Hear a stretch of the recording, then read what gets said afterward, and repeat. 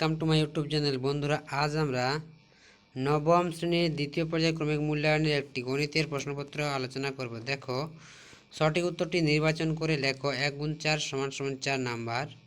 একের প্রশ্ন দেখো, ক্রয় মূল্য ও বিক্রয় মূল্যের অনুপাত 9:10 হলে লাভের হার কত হবে? দেখো, তোমরা উত্তরগুলো করবে কিন্তু। এবিসিডি সামন্তরিকের কোণ এ বিএডি সমান কোণ এবিসি হলে এবিসিডি সামন্তরিকটি কি হবে? রম্বস, ট্রাপিজিয়াম, আয়তক্ষেত্র না কোনোটি নয়।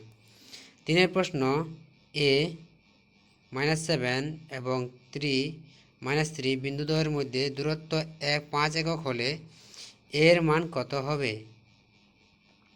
একটি বর্গক্ষেত্রের কর্ণের দৈর্ঘ্য 12√2 সেমি হলে তার ক্ষেত্রফল হবে কোনটা? এরপর দেখো, নিচের প্রশ্নগুলোর উত্তর দাও। 2 গুণ 5 সমান সমান 10 নম্বর। এখানে বিক্রয় মূল্যের উপর 25% লাভ হলে ক্রয় মূল্যের উপর শতকরা লাভ কত হবে? এবিসিডি সামুদ্রিক আকার ক্ষেত্রে 100 বর্গ একক এবং বিসি বাহুর মধ্যবিন্দু পি এবিপি ত্রিভুজাকার ক্ষেত্রের ক্ষেত্রফল নির্ণয় করো। ওয়াই অক্ষরের উপর একটি বিন্দুর স্থানাঙ্ক লেখো যার থেকে 2, 3 এবং 1, 2 বিন্দু দূরত্ব সমান। এবার দেখো, একটি অর্ধবৃত্তের পরিসীমা 34 সেমি হলে অর্ধবৃত্তের ব্যাসের দৈর্ঘ্য কত হবে? তারপর একটু দেখো, এইটি তোমাদের তালিকা তৈরি করতে হবে। দেখো, শ্রেণী, পরিসংখ্যান। এরপর দেখো পরের পেজে এখান দিয়ে আছে 3 প্রশ্ন। দেখো, অমলবাবু 10টি লেবু 40 টাকায় কিনে প্রতি ডজন 60 টাকায় বিক্রি করলে অমলবাবুর শতকরা লাভ কত হবে? অথবা টাকায় 12টি জিনিস বিক্রি করে 4% ক্ষতি হলে টাকায় কটি জিনিস বিক্রি করলে 44% লাভ হবে? এরপর দেখো সমাধান করো। দেখো সমাধানগুলো। তারপর দেখো 5 দাগের প্রশ্ন, প্রমাণ করো একটি ত্রিভুজের মধ্যবিন্দু সংযোগ সরলরেখা তৃতীয় বাহুর সমান্তরাল ও অর্ধেক। অথবা প্রমাণ করো একই ভূমি একই সমান্তরাল যুগলের মধ্যে অবস্থিত ত্রিভুজের ক্ষেত্রফল সামান্তরিকের ক্ষেত্রফলের অর্ধেক হবে। এবার 6 দাগে দেখো, যে কোনো একটি প্রশ্নের উত্তর দাও। 1 গুণ 3 সমান সমান 3।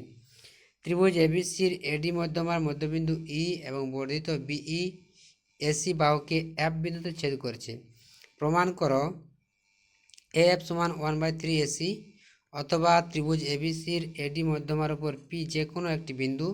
প্রমাণ করো যে ত্রিভুজ এবিপি সমান ত্রিভুজ এসিপি। এবার 7 প্রশ্ন দেখো, 6.5 সেমি দৈর্ঘ্যের বাহু বিশিষ্ট একটি সমবাহু ত্রিভুজের অঙ্কন করো। ওই ত্রিভুজের সমান ক্ষেত্রফল বিশিষ্ট একটি সামান্তরিক অঙ্কন করো যার একটি কোণ হবে 55 ডিগ্রি। তারপর দেখো, একটি আয়তাকার জমির কর্ণের দৈর্ঘ্য দেওয়া আছে 15 মিটার এবং দৈর্ঘ্য প্রস্থের অন্তর দেওয়া আছে 3 মিটার। জমিটির পরিসীমা ক্ষেত্রফল নির্ণয় করো। 9 দাগে, দুটি বৃত্তের পরিধির অনুপাত 2:3 হলে ব্যাসার্ধের দৈর্ঘ্যের অন্তর 2 সেমি হলে ব্যাস দুটির দৈর্ঘ্য কত? আর এটা দেওয়া আছে পরিসংখ্যান, এটা করবে। তো বন্ধুরা, এই ছিল তোমাদের নবম শ্রেণীর একটি প্রশ্নপত্র। ভিডিওটি ভালো লাগলে অবশ্যই লাইক, শেয়ার, কমেন্ট করে জানাবে এবং চ্যানেলে নতুন হলে অবশ্যই চ্যানেলটি সাবস্ক্রাইব করে রাখবে। এই ধরনের নতুন নতুন ভিডিও পেতে ভিডিও দেখার জন্য অনেক অনেক ধন্যবাদ।